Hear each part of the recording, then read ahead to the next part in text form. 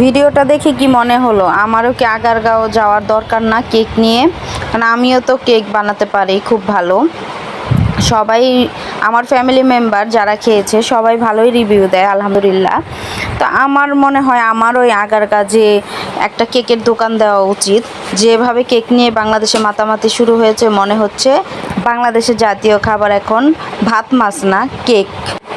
আর এই এত মাতামাতির কারণে ক্রিমের দাম যে বাড়ানো হয়েছে আর স্টকেই নেই ওদের কাছ থেকে।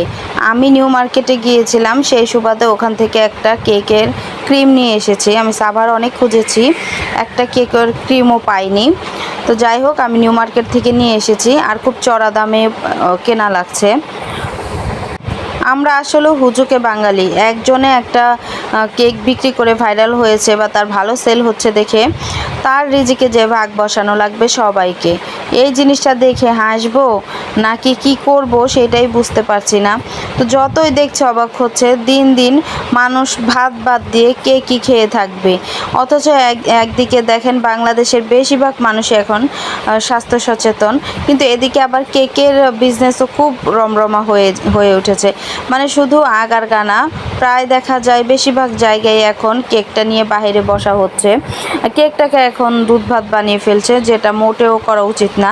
যারা অরিজিনাল কেক বেকার হোমমেড, আরেক আপু তো বলছে যেটা চুলায় তৈরি করা হয় কেক সেইটা নাকি হোমমেড, আর যেটা ইলেকট্রিক ওভেনে করা হয় সেটা হোমমেড না। কেন ভাই, আমি তো সব সময় চুলাতেই কেক করি, কারণ আমার এখনও ওভেন আমি কিনিনি। কিন্তু চুলাতে কেক করা যেটা বাসায় ইলেকট্রিক ওভেনে করাও সেইটাই।